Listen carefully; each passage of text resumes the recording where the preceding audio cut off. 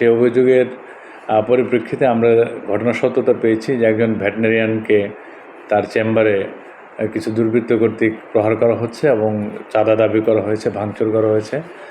ধর্তব্য অপরাধের যে অংশগুলো আমরা প্রমাণ পেয়েছি সে আলোকে আমরা সংশ্লিষ্ট অপরাধীকে একজনকে গ্রেপ্তার করেছি এবং অন্যান্যদেরকে গ্রেপ্তারের প্রক্রিয়া চলমান আছে এবং অচিরেই আমরা তাদেরকেও আইনের আওতায় নিয়ে আসবো। জিজ্ঞাসাবাদে জানতে পারবো। আপাতত আমরা অভিযোগ পেয়েছি, সেটা আমরা যাচাই বাছাই করে দেখে পরবর্তী আমরা আপনাদেরকে জানাতে পারবো।